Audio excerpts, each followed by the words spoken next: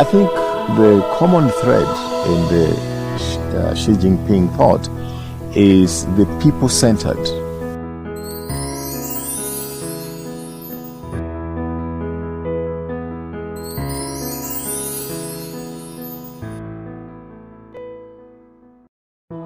But if you look at, for example, the profile of President Xi Jinping, he is having a profile of a selfless leader. Speaking of the remarks made by Chinese President Xi Jinping during his Italy visit in March 2019 that for the good of my people, I will put aside my own well-being, Tuju said it stressed the people-centered development thought and showed that President Xi always puts people above all in his heart. That I can still remember when I was in school, the most enduring picture of China was the Chinese rice farmer.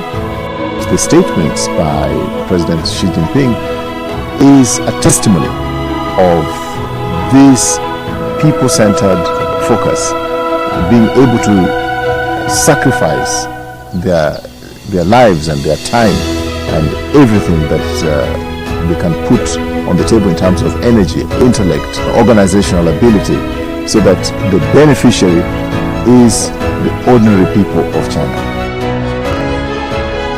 China has eliminated poverty some 10 years before the regional target which was stipulated by the United Nations. And this has happened before my eyes. I've seen it happen in a lifetime. And that's why I refer to this as the Chinese miracle. So China is a big welcome development in the world today. I think that the approach of the CPC of being people-centered is what has been responsible for the Chinese miracle, that so many people have made the transition from abject poverty to a situation today when China has eliminated poverty. On May 21st, 2021, Xi delivered a key speech at the Global Health Summit via video, in which he stressed putting people and their lives first and sticking together and promoting solidarity and cooperation. Xi's people-centered philosophy is reflected not only in China's practice of poverty alleviation, but also in its efforts in the global anti-pandemic fight. Xi announced at the Global Health Summit that China will provide an additional $3 billion in international aid over the next 3 years to support COVID-19 response and economic and social recovery in other developing countries.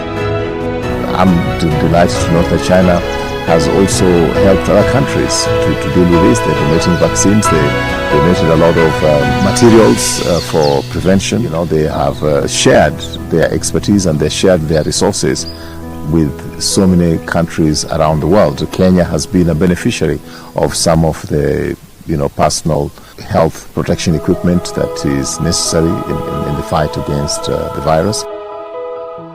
On foreign policies, Xi has been speaking for such notions as upholding multilateralism and building a community with a shared future for mankind, all of which Tuju found worth learning and very inspiring. Take, for example, the case of COVID-19 epidemic. It has touched every part of the world because the world is very, very interconnected. And in this kind of challenge, the world needs to work together. I can only, of course, congratulate China once again that if any country was qualified to deal with this problem, China was the best equipped, and China has shown the best example in terms of how to deal with the COVID-19. For a political party to survive for 100 years, it means that there must be something they're doing right. The fact that it started off as a communist country, socialist principles, but now you're talking in terms of socialist approaches, but with unique Chinese characteristics as defined by President Xi Jinping. Tuju said the CPC's governing principle and President Xi's remarks that for the good of my people, I will put aside my own well-being, manifest a people-centered development philosophy. He reiterated the importance of this people-centered approach and that the people are greater than himself.